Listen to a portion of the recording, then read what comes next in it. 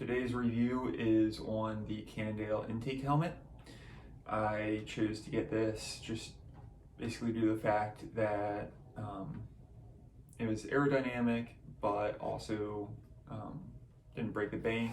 This one actually retailed for $80, which I was very surprised with.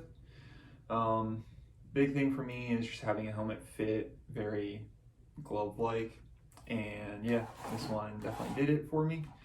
And I went with the large / extra large one due to the fact that I have a 61 centimeter head, and this one does a small range of 58 through 61 centimeters.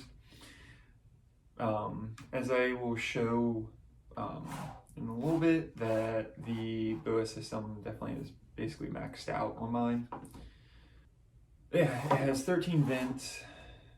Really like this helmet. Like I said, just got it because it was super cheap and fit well, and essentially wanted it to have aerodynamic benefits, even though I don't really run aerodynamic anything on my bike. So I like to think that I'm faster with it. Typically the helmet that I use in the winter time, just because even though it is cool enough to ride in the summer, it definitely holds a little bit more heat in than some of my other helmets. And yeah, I think it's pretty sleek looking, and the structure of it's very good for being so cheap. One thing that I do always look at before I get a helmet is Virginia Tech College did some helmet testing, and bike helmets are one of the categories that they chose to do the reviews in. And yeah, this helmet did pretty good, so I felt confident getting it. Like I said, this one does not have MIPS in it. Come to think of it, I actually don't even know if they made a MIPS version when I got this helmet. They do now though. I've had this helmet for 3 years. This helmet was made in 2018. It's 2021. And yeah, essentially it has a little bit more life in it. I've definitely used it a lot. One thing that I have seen people talk about is the pads being so thick that they absorb a lot of sweat, which is true. But I have not had an issue with this helmet having sweat run down my face, which is a nice thing about it. But essentially, when you have it on and you stop or take a break or anything, I have pulled my glasses off and kind of like squish the front of the helmet towards my head and just drain out the sweat out of the pads, which, coming from BMX, isn't a huge make it or break it deal for me. It's just casual. One thing I actually did do for a little while, just because I don't like having a computer on my bike all the time, is when I had the Garmin 130, little tiny Garmin, I strapped it to the back of the helmet, which did that for a little bit until I got rid of the 130. But yeah, mixed reviews on that. I liked it, just kept the bike looking clean, and didn't really notice on the helmet because the stock Garmin straps and mount just fit very well, offset it a little bit, and it sit perfectly on that spot. So yeah, let's get to the fit of it. One thing that I do like about the helmet is your straps lay flat on your face.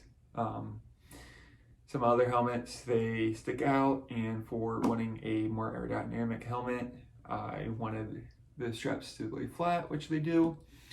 But also, I do run the strap a little bit loose just from riding BMX. This one, I actually did cut the straps because they were probably about 3 inches longer, and I feel like since my head basically maxes out the size of this helmet, that I didn't have to worry about ever needing more straps.